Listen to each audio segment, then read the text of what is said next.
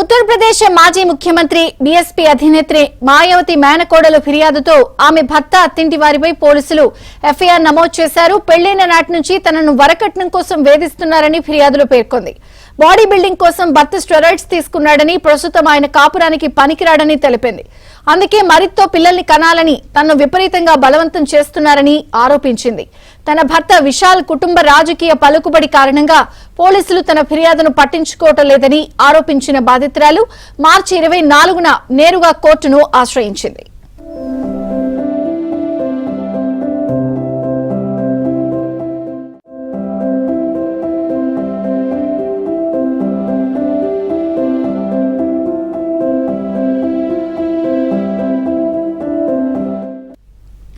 దీంతో బాధితురాలి భర్త విశాల్ సింగ్, అత్త, మున్సిపల్ కౌన్సిల్ చైర్పర్సన్ పుష్పాదేవి సహా మరో 6 కుటుంబ సభ్యులపై కోర్టు ఆదేశాల మేరకు పోలీసులు కేసు నమోదు చేశారు. ఈ క్రమంలోనే పుష్పాదేవి కుటుంబ సభ్యులను బీఎస్పీ నుంచి బహిష్కరించారు. బాధితురాలి ఫిర్యాదుపై పోలీసులు దర్యాప్తు చేస్తున్నారు.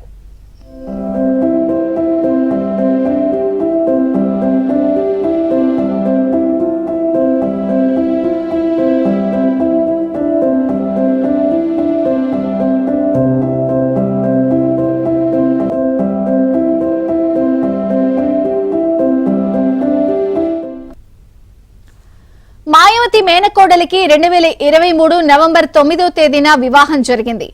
హావూర్ మున్సిపల్ కౌన్సిల్ చైర్పర్సన్ పుష్పాదేవి కుమారుడు విశాల్ సింగ్ తో ఆమెకు పెళ్లి జరిపించారు పెద్దలు.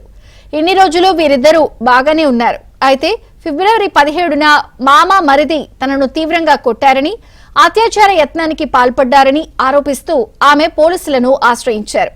అయితే పోలీసుల నుంచి స్పందన రాలేదని ఆరోపిస్తూ ఆమె మార్చి 24న కోర్టును ఆశ్రయించారు. ఈ క్రమంలోనే కోర్టు స్పందించి పోలీస్ అధికారులకు ఆదేశాలు జారీ చేసింది.